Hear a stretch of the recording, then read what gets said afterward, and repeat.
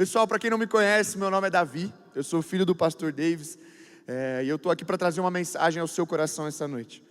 Deus me incomodou desde a semana retrasada. Quantos estavam aqui no culto passado? Levanta a mão aí, quem estava aqui no culto passado? Então, vocês ouviram, eu falei que ia dar um spoiler, no culto passado, e essa noite eu vim aqui pregar algo bem próximo daquilo que eu falei naquela noite passada. Eu venho aqui trazer uma mensagem de Deus para o seu coração, vai ser algo muito rápido, muito direto, então eu peço que você preste total atenção em mim. Vira para a pessoa que está do seu lado e fala, presta atenção nele. Boa, fala para a pessoa do outro lado, é sério, presta atenção. Talvez essa mensagem não seja aquilo que você esteja esperando, de uau, de nossa, vamos avançar, prosperidade e tal, mas eu tenho certeza absoluta que Deus quer falar com algumas pessoas aqui essa noite. Eu vim falar sobre um coração dividido e um chamado à reconciliação com Deus. Quantos aqui estão com expectativa para o que Deus vai falar essa noite? Amém. Vamos lá. Presta muita atenção aqui. Eu vim falar sobre Abraão. Abra sua Bíblia em Gênesis 22. Vamos lá. Eu vou falar um pouquinho aqui essa noite sobre a história de Abraão. Abraão, muitos aqui já conhecem a história desse homem. Abraão era um homem, um chefe ali da sua tribo, ele era considerado ali como se fosse um líder da tribo, do clã que ele participava, de toda a sua família. E quando ele tinha 75 anos de idade, isso a gente está falando lá do Antigo Testamento, há milhões, não, talvez milhões, aí a teologia certa é com ele, mais ou menos quantos anos atrás? Abraão. 3.000 anos atrás. Então, Abraão, mais ou menos 3.000 anos atrás, a gente vê a história desse homem. E quando ele tinha mais ou menos 75 anos de idade, Deus levanta ele e faz uma promessa. Deus vem e fala diretamente a ele, você vai ver isso em mais ou menos Gênesis 12 ali. Ele diz, Abraão, sai do meio da sua terra, larga a sua família, larga tudo isso que você tem, tudo que você construiu, tudo que esses 75 anos de idade te renderam até aqui. Larga a sua terra, larga a sua parentela. Eu vou fazer de você um grande povo, vou te abençoar, tornarei você famoso e você será uma bênção. Abençoarei os que te abençoarem, amaldiçoarei os que te amaldiçoarem. E por meio de você, todos os povos da terra serão abençoados. Essa foi a promessa de Deus a Abraão. E aí Abraão, na manhã seguinte, conta a história que ele levanta, ele pega suas coisas e ele sai. Ele tinha toda a sua família, todo o seu negócio, todas as suas riquezas, ele pega e simplesmente parte. Começa a viver de tendas em tendas. Já não tinha mais um lugar para morar, já não tinha mais aonde deitar a cabeça, já não tinha mais aquele colchão King Star, que quando você se move a outra pessoa não sente. Ele não tinha mais isso, e agora ele estava dormindo de cabana em cabana, de caverna em caverna, de tenda em tenda, no meio do deserto. Passados-se alguns anos, Abraão mais ou menos, ele passou por várias terras, ele foi perseguido, e aí quando ele tinha mais ou menos 86 anos, 11 anos depois, vagando, vem a sua mulher e diz, olha, é o seguinte, Deus, eu não sei, eu acredito que você realmente ouviu uma direção de Deus, eu acredito que Deus quer nos fazer uma grande nação e abençoar a terra inteira, mas eu não consigo te dar filhos, então talvez, vamos dar um jeitinho aqui e pega a minha serva, tenha filhos com ela e toda a terra será abençoada. A intenção era boa, mas a atitude foi errada.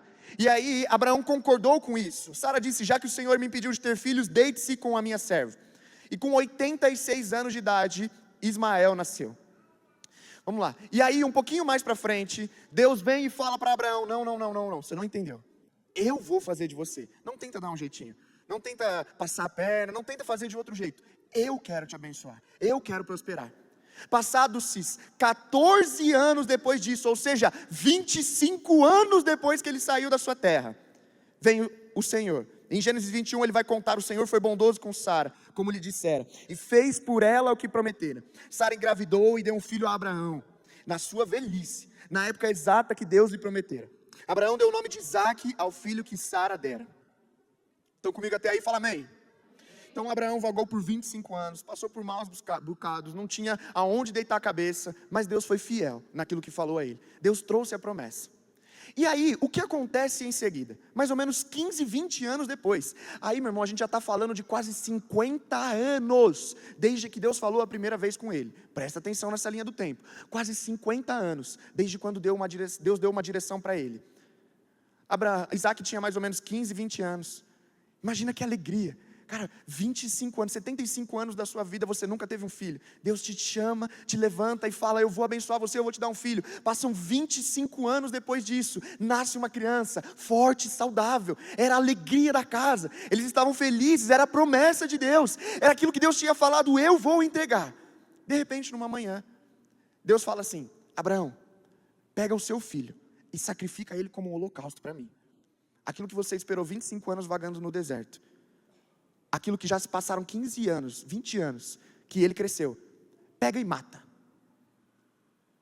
Abraão não questionou, Abraão baixou a cabeça, e o texto diz que na manhã seguinte, Abraão se levantou e foi levar o filho para fazer um sacrifício.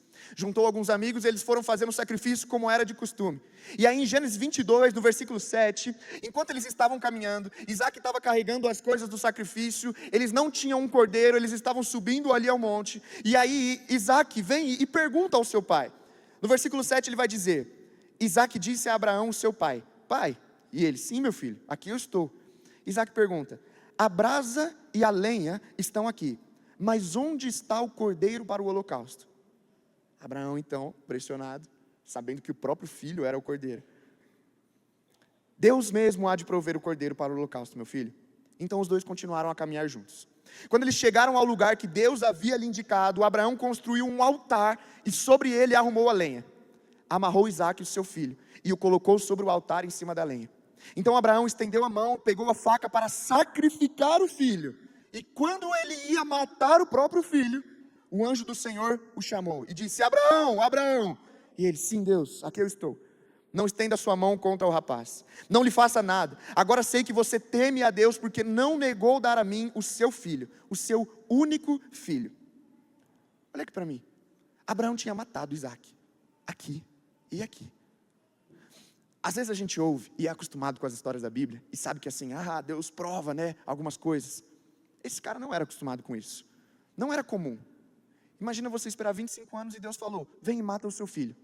Se Deus não tivesse, parece um detalhe muito sutil, mas presta atenção no que eu vou falar. Se Deus não tivesse segurado a mão de Abraão, Abraão teria matado o próprio filho. Não é como se ele fosse chegar bem pertinho ali e aí Deus, passei no teste, era isso? Não, Abraão matou o filho, o único herdeiro que ele tinha. Sabe por quê? Porque o maior tesouro de Abraão não era Isaque. O maior tesouro de Abraão era o próprio Deus. E eu não duvido, meu irmão, que em algum momento, e trazendo uma licença poética aqui, meu pai depois me corrige depois se eu falar alguma coisa teologicamente errada ou uma heresia, mas eu não duvido que por algum milésimo de segundo, os olhos de Abraão deixaram de olhar para Deus e começou a olhar um pouquinho mais para o filho. O tempo grande que ele tinha com Deus, agora ele começou a pensar um pouquinho mais no filho. É o filho da promessa, é a alegria da casa, é aquilo que Deus prometeu. Mas de repente o coração dele começa a olhar um pouco ali, e aí Deus fala, calma, eu quero provar o seu coração. Diante da prova de Deus, Abraão não nega Jesus, porque o maior tesouro de Abraão era Deus e não o filho. E isso a gente está falando numa época que não tinha o Espírito. Abraão não sentiu um mover ali, Abraão não sentiu um arrepio, não sentiu aquilo que nós temos acesso ao Espírito Santo, ele não sentiu isso. Então isso gera para mim e para você uma pergunta. Onde está o seu coração? Repete comigo, onde está o meu coração? Deixa eu te levar a pensar um pouquinho essa noite. O que você anda pensando? Quando você deita na sua cama, vamos supor que você deitou na sua cama à noite. O que é aquilo que está rondando a sua cabeça? Qual que é a maior preocupação? Você está pensando naquilo que Deus tem falado para você? Você está pensando naquilo que Deus tem feito ao seu redor? Naquilo que Deus quer que você faça? Ou muitas vezes o seu coração está cheio de expectativa em outras coisas. Deixa eu te falar um pouquinho, essa mensagem é muito curta e eu preciso que você olhe para mim. Talvez o seu coração possa estar no dinheiro. Muitas vezes você pode estar preocupado com a sua vida financeira. Talvez você está olhando e pensando, meu Deus, o que vai faltar dinheiro, eu preciso arrecadar mais, eu preciso conseguir mais, o que eu vou fazer com isso? Mas essa conta, mas esse investimento, gente, eu sei do que eu estou falando, eu estou para casar, vocês ouviram aqui no domingo passado, em nome de Jesus eu vou casar no ano que vem, eu preciso pensar em dinheiro, não dá para não pensar sobre isso, senão a menina me mata, então eu preciso pensar sobre dinheiro. Mas, quando eu deito na minha cama, e aí o meu espírito fica livre ali, será que é isso que está rondando o meu coração? Ou é o meu trabalho? Ou é aquilo que, meu Deus, eu preciso pegar uma promoção? Cara, como que eu posso fazer amanhã de um jeito diferente? Vender de um jeito diferente? Falar de um jeito diferente? Fazer alguma coisa de um jeito diferente, um jeito novo? Pensando no meu trabalho e a minha própria promoção? Ou, chegando em casa, cara, eu quero muito ver os meus filhos. Nossa, eu só penso nos meus filhos. Meu Deus, eles são a maior alegria da minha casa. Eles são a vida na minha casa. Eu mato e morro. Ai de quem falar mal dos meus filhos. Eu mato e morro pelos meus filhos. Ou talvez seja um jogo de futebol. Se você faz parte da segunda-feira, futebol, lá no campo, bem provavelmente você talvez esteja nesse meio. Cuidado, vigie o seu coração, porque aquele futebol é pegado. Quem já jogou aquele futebol sabe que é pegado. Talvez o seu coração esteja pensando nisso. Ou, vamos cavar um pouquinho mais. Está comigo aí? Fala amém. Talvez o seu coração esteja cheio de orgulho. Talvez o meu e o seu coração não esteja sendo vulnerável com Deus em áreas que o nosso orgulho não nos permite ser. Talvez Deus já esteja falando algo no seu coração, mas por conta de um orgulho, por conta de algo que já aconteceu, por conta de uma ferida passada, você se deixa falar assim, não Deus, calma aí, aí não. Talvez seja um pecado de estimação. Talvez seja algo que na sua vida você não quer falar para ninguém. Isso você não abre mão. Talvez seja o seu próprio casamento. Eu vou dar um exemplo muito claro aqui. Eu estava conversando com um amigo meu, e aí surgiu-se essa pergunta. Se colocassem uma arma na sua cabeça, ele falando, Davi, se colocasse uma arma na sua cabeça, o que você faria? Nega Jesus ou morre? Aí eu falei, tá doido? Um abraço, beijo, abraço, maranata, vamos embora, Jesus, morre. Não tenho quase nada para deixar aqui na terra, né? Não tem nem bens para pensar ainda, então vamos embora, beijo, abraço, céu. Tá. E se colocarem uma arma na cabeça da Milena, da sua namorada? Eita, apertar um pouquinho mais a situação. Quantos aqui, se apontarem uma arma e falassem, isso que você guarda, esse seu Isaac, a coisa mais preciosa, seja Deus pode ter dado a você, ou você pode ter construído dentro do seu coração. Se você se colocasse de frente a abrir mão disso, para escolher Jesus. Sabe o que muitas vezes está acontecendo? Nós estamos esquecendo o porquê nós estamos aqui na terra. Nós estamos olhando para o nosso derredor, nós estamos olhando para as coisas que nos cercam, e o nosso coração tem se enchido de expectativa para o que Deus pode fazer aqui, e não o que Deus está preparando lá no céu para nós. Então, gera essa pergunta, qual é o seu propósito aqui? Pergunta para a pessoa que está do seu lado, qual é o seu propósito aqui? Vamos lá pessoal, pelo amor de Deus, vocês estão comigo aí? Fala amém, bem alto. Maravilha, vamos lá. Eu sei que esse é um negócio um pouquinho mais baixo e a mensagem hoje é um pouquinho difícil, mas vai por mim, eu fui confrontado por ela faz umas 2 ou 3 semanas, já chorei muito em cima disso aqui, e eu estou trazendo uma versão um pouquinho mais mastigada. Mas eu estava numa célula esses dias, e aí surgiu-se a pergunta, cara, qual que é o seu propósito aqui? E aí eles começaram a falar, adolescentes, jovens, falaram, eu acredito que o meu propósito seja amar as pessoas ao meu redor. Eu acredito que o meu propósito seja cuidar das pessoas ao meu redor. Eu acredito que o meu propósito seja isso, seja trabalhar, seja abençoar as pessoas, seja fazer isso e aquilo. Talvez você possa, e se você não tem isso claro ainda no seu coração, qual é o seu propósito, eu te convido a passar um tempinho a sós com Deus. Porque se você não sabe pelo que você vive, ou pelo que você morreria, não existe um motivo pelo qual você viveria. Então se você não tem muito claro isso, vai e passa um tempo sozinho com Deus. Agora se você já tem isso claro, você pode ter isso escrito assim, eu sei o meu propósito, eu sei por que eu estou aqui. Mas no meio de uma rotina, onde você se prepara para isso? Tem um pensador que ele disse uma frase que é o seguinte, todo mundo quer ser algo, ninguém quer se tornar aquilo. Repete isso junto comigo, todo mundo quer ser algo, ninguém quer se tornar aquilo. Todo mundo quer ser pai. Quantos solteiros ou namorandos ou casados querem ser pai? Levanta a mão aí. Pai ou mãe? Pai ou mãe? Levanta a mão bem alto aí. Deus prospere em nome de Jesus. Muitos aqui querem ser pai, quer ser mãe. Mas a pergunta é, você quer ser um pai? É muito lindo ser um pai. É muito legal você ter filhos. É muito legal essa hora de pai e tal, paizão, mãezona. Mas pergunta para os pais. Como é o processo para se tornar um? Quanta fralda suja você tem que limpar?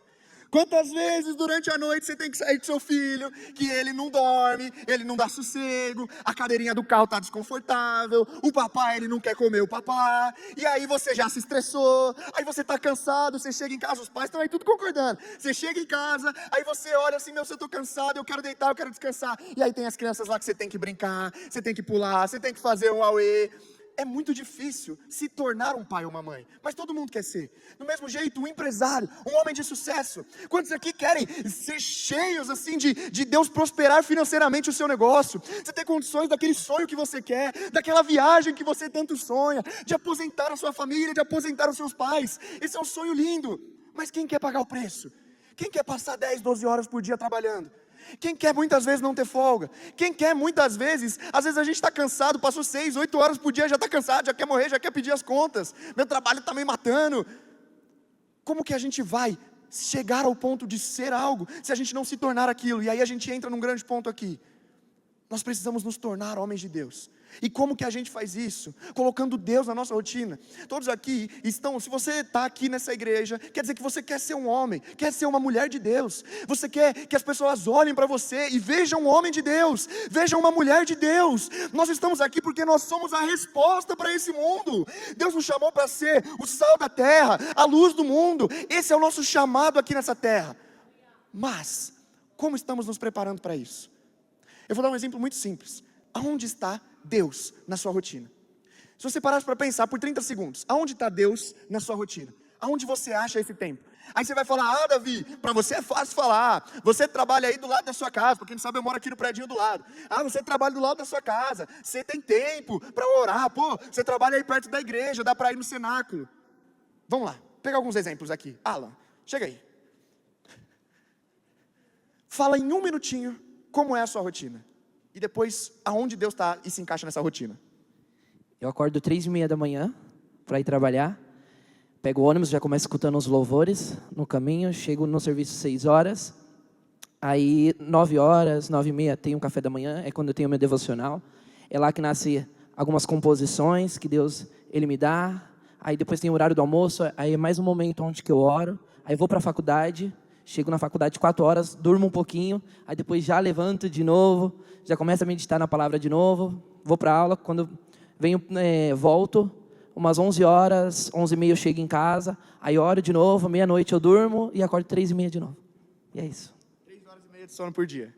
3 horas e meia de sono por dia. Eu não funciono, eu vou ser muito sincero. Se eu não dormir umas 7 horas, mais ou menos, no máximo, 6 horas e meia. Aí tem gente que vai dar risada da minha cara. Mas, se eu não dormir 6 horas e meia por dia, eu esqueço. Eu estou acabado, estou destruído no dia seguinte. E aí, eu vejo uns caras assim, dorme 3 horas por dia. É o normal. Teve um dia que a gente estava voltando de uma virada e ele tinha um compromisso no sábado. Ele falou, não, o meu compromisso é às 10 horas. Eu vou dormir aqui mais ou menos umas 6. Nossa, dá para dormir umas 4 horas. É quase como se fosse uma noite completa de sono. E eu já em choque, meu Deus, como assim 4 horas de sono? Aí você pode virar para mim e falar assim, não, mas é fácil. Ele tem um tempinho na faculdade, ele tem um tempinho antes do trabalho. Cadê o Kawai? Tá por aí? Chega aí, vem cá. É muito fácil, ele tem um tempinho antes do trabalho, ele tem um tempinho antes da faculdade, eu pego condução. Fala aí. Eu acordo 5h30 da manhã para ir trabalhar, e aí eu fico das 6 horas até as 8 indo para o trabalho, e aí durante esse trajeto é o meu tempo de devocional, meu tempo de orar em línguas, meu tempo de eu ter um momento com Deus. Do trabalho, eu vou das 8 até as 5 horas, e aí das 5 até umas 7 eu vou indo para a faculdade, e é no momento que eu tenho minha reflexão, e aí eu fico das 7 às 10, 10h30, e das 10h30 até meia-noite e meia eu estou indo para casa. E é nesse momento que eu pego para ter um meu momento de oração, meu momento com Deus. E é isso, mano. É sempre encaixar Deus na nossa rotina no momento que a gente tem pouco disponível, digamos assim. Quanto? 6 horas e meia por dia de condução. Às vezes 7, dependendo do trânsito. 7 horas do dia ele está em condução. O que muitas vezes a gente trabalha, ele passa só em condução. E aí você vai falar assim, cara, não, meu Deus do céu, são 7 horas por dia em condução.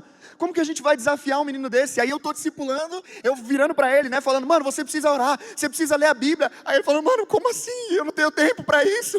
Aí, não, lógico que tem tempo, deixa eu ver a sua rotina. Aí quando ele me mostrou a rotina, estava ele chorando, estava eu chorando, falando, mano, meu Deus do céu, você vai passar por isso. É prova de Deus na sua vida. Mas ele tem vivido essa rotina, que muitos aqui provavelmente já viveram ou já viveram até pior. Aí você pode virar para mim, mas ele tem tempo na condução. Eu não tenho esse tempo na condução, eu sou casado. Quando ele chega em casa, ele não tem uma esposa, ele não tem um marido, ele não é casado. Tio Denis, vem cá rapidinho. Em um minutinho, a sua rotina é onde você encaixa Deus nisso. Eu acordo às 5 também. Acordo às 5, vou encontrar meus sócios na academia. Então a gente vai treinar e já começa a trabalhar dentro da academia. Volto para casa, me troco. Tenho uns 10 a 15 minutos de joelho com Deus. Saio, vou para o escritório, mais uma meia hora de leitura no escritório. E depois fico no escritório das 7h30 até 10, 11 horas da noite. Chego em casa por volta de 11, meia-noite. E nesse período eu tenho um acordo com a minha esposa que ela não me liga e nem me manda mensagem. Então se tiver que conversar comigo, se tiver alguém morrendo, ela me liga. Se não tiver, não é para me ligar. Então eu converso com ela quando eu chego em casa depois das 10, 11 horas. Então eu preciso ter um tempo com a minha esposa e vou dormir de novo entre 1h30. 4 horinhas de sono, casado, empresas, negócios.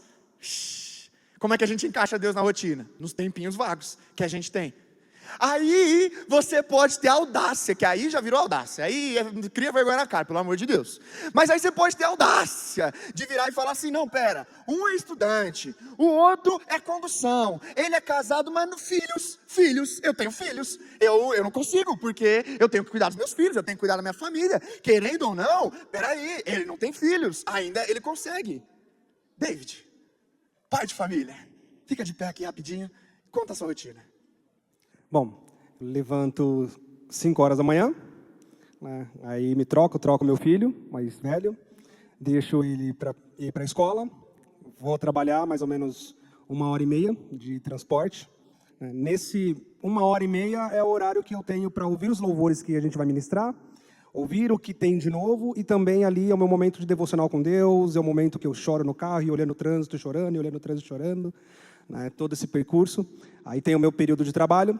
Saio do trabalho, venho para uma outra rotina, que algumas coisas aqui eu tenho aqui na igreja, venho para cá, então faço algumas coisas aqui, saio daqui por volta na semana, e tem semana que eu saio 9 horas, tem semana que eu saio 10, vou para casa, chego em casa, brinco com os meus filhos, e aí nesse momento de brincar, às vezes é o momento que a gente está ali com louvor, brincando, cantando, dançando, se divertindo, aí depois que eu brinco com eles, mais tarde quando eu tomo um banho e vou deitar, aí é o momento que eu tenho ali com a minha esposa de conversar com ela. Depois disso daí, aí é o momento que eu relaxo ali deitado, aí volta tudo de novo, 5 horas da manhã, levanto tudo de novo e vai. E aí? Qual que é a desculpa agora? Você pode aplaudir a Deus pela vida de homens assim? Irmão, deixa eu te falar uma coisa, agora chega, olha aqui muito sério para mim. Não existe desculpa para não buscarmos a Deus. Sabe o que esses homens estão vivendo? Eles estão vivendo Mateus 6,33. Busquem, pois, em primeiro lugar o reino de Deus e a sua justiça, e todas essas coisas serão acrescentadas em vocês. Olha aqui para mim, esses homens, eles têm empresas, eles têm negócios, eles têm família, eles têm faculdade, eles têm trabalho, eles têm 7 horas de condução por dia. Mas deixa eu te falar uma coisa, o coração de homens assim, bate por Deus, queima por Deus. Então eles falam assim, eu estou numa rotina que está muito difícil, eu não consigo ter 1 hora, eu não consigo ter nem meia hora de oração por Deus, mas o que eu tenho eu entrego ao Senhor. Se o meu dia não girar em torno de Deus, não vale. Foi o Tiago. Se meu dia girar em torno de Deus, não vale a pena viver esse dia. Buscai primeiro o reino de Deus, e todas as outras coisas serão acrescentadas.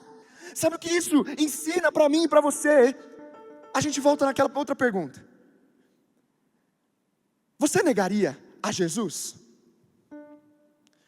Deixa eu deixar a pergunta um pouquinho mais funda. Se você fosse colocado diante da morte, você não negaria Jesus, pelo amor de Deus. Se você negaria, aí a gente tem que trabalhar, fazer o siga-me de novo, firmes e constantes, todo o processo de discipulado, pra você entender que é o melhor jeito, porque morreu, vai pro céu, já era, rua de ouro. Mas agora, você não negaria Jesus diante da morte, mas, e diante do seu pecado de estimação? E quando você tem que tomar uma decisão entre eu vou deitar, eu vou dormir, eu estou cansado, ou eu vou ter um tempo com Deus, quem você está negando? Você ou Jesus ali? E quando você tem que decidir com a sua namorada, por exemplo, Você vai dar uns beijinhos, vai ir um pouco mais além, e aí você vai, sabe que vai transar com a sua namorada, ou você se segura, e aí você fala assim, calma aí, Jesus, eu escolho Jesus ao invés daquilo. Quando você é confrontado, Jesus está falando diretamente ao seu coração, Ele está dizendo algo para você, e muitas vezes você se coloca de lado e fala assim, não, peraí, a minha vontade. Aí a gente entra em algo, e deixa eu falar algo muito sério para você, presta atenção nisso, é muito fácil morrer por algo, mas é muito difícil viver por isso. É muito fácil colocar uma arma na sua cabeça e falar, pronto, morre, acabou, já era, não negou Jesus. Mas e agora no seu dia a dia? Aonde está Deus na sua rotina? Às vezes Jesus está te chamando para viver uma vida de santidade, para viver uma vida diferente. Cara, eu venho falar isso com o coração rasgado. Eu não sou a melhor pessoa para estar falando isso. Enquanto Deus mostrava essa mensagem para mim, eu só dizia, Deus, eu sou o pior dos pecadores. Muitas vezes eu já não fiquei tempo no meu celular ao invés de ter tempo com Deus. Gastei mais tempo no meu trabalho ao invés de ter tempo com Deus. Gastei mais tempo que eu queria só dormir, só descansar, assistir uma TV, assistir uma Netflix, do que ter tempo com Deus. Isso, eu falava, Pai, rasga o meu coração por aquilo que tem rasgado o seu. O coração de Deus bate em cima de relacionamento. Se a gente olhar a história da igreja, de Gênesis a Apocalipse, a história do mundo inteiro é um Deus criador querendo se relacionar com a sua criatura. A gente olha Adão e Eva foram criados para prosperar? Não. Foram criados para trabalhar? Não. Eles foram criados para dar nome para todos os animais? Não. Isso era tudo consequência. Foram criados para ter relacionamento com Deus. A gente olha Abraão e o sacrifício de Isaac, ele fez isso para quê? Só para dar uma brincada com Abraão? Não. Para poder abençoar Abraão? Não. Ele fez isso porque ele queria que os olhos de Abraão olhassem para Deus. A gente olha para Elias e os profetas de Baal. Você acha que Deus jogou fogo do céu só para mostrar que ele era o maioral? Para queimar? Para matar alguém? Não. Ele desceu fogo dos céus para dizer, eu sou o Deus vivo. Olhem para mim, não olhem para Baal. Olhem para mim, não olhem para o dinheiro. Olhem para mim, não olhem para o trabalho. Olhem para mim. Quando você olha Davi e a tenda do sacrifício, Davi foi o primeiro do Antigo Testamento que entendeu isso. Não adiantava construir a maior tenda, o maior templo, ter na terra algo que todo mundo vai olhar e falar assim, uau, isso aqui é incrível, se você não tiver a presença de Deus. Até que Deus deu a sua cartada final. Ele disse, Deus, já estou me mostrando através de sinais, me mostrando através de maravilhas. Chega, quer saber? Eu vou me tornar pessoa, para que vocês possam me ver com carne, com sangue, me ver sofrendo, me ver chorando. Para quê? Para que vocês sejam abençoados, para que vocês sejam prósperos, para que vocês tenham trabalho. Não, isso tudo é consequência, para que vocês possam ter acesso direto ao Pai. A boa notícia do Evangelho não é apenas vamos para o céu, isso faz parte. Não é apenas Deus quer te abençoar aqui nessa terra, isso também faz parte. Não é apenas Deus quer prosperar a sua vida, Deus quer te fazer um homem próspero, Deus quer que você trabalhe, Deus quer que você se multiplique, isso tudo faz parte. A boa notícia do Evangelho é, antes éramos inimigos de Deus, agora por causa do sangue de Jesus derramado naquela cruz, hoje podemos ter acesso ao Pai. Ele se tornou o caminho, Ele enviou o Filho e disse, olhem para Ele. Você quer saber a verdade? Ele é a verdade. Você quer saber o caminho? Ele é o caminho. Você quer entender o sentido dessa vida? Ele é a própria vida. Olhem para Ele, olhem para Ele. Buscai primeiro o reino de Deus, e todas as outras coisas lhe serão acrescentadas. Ah, meu irmão, essa semana eu estava deitado na cama, chorando, e Deus falando comigo em relação a isso. Isso não é um passo a passo de como prosperar, não é um passo a passo de como viver uma boa vida, não é um passo a passo de como ser bem sucedido. Isso é um grito de desespero de Deus, dizendo assim, olhem para mim, olhem para mim. Esquece a iluminação, esquece o som, olhem para mim. Esquece o trabalho, esquece o dinheiro, isso faz parte da sua vida, mas olha para mim. Quantas vezes a gente não está aprisionado por algo? O seu trabalho pode estar aprisionando sua mente, o dinheiro que você tem na conta pode estar aprisionando a sua mente, o seu serviço na igreja pode estar aprisionando a sua mente. Um pecado que você não consegue largar pode estar aprisionando a sua mente. quando na verdade a essência de tudo é: olhem para mim. A essência da adoração, quando Deus diz: busquem a mim em espírito e em verdade, é dizendo: olhem para mim, busquem a mim, busquem a minha palavra, olhem para mim. Eu quero que você me veja, eu quero que você me conheça, eu quero que você tenha relacionamento. Feche seus olhos.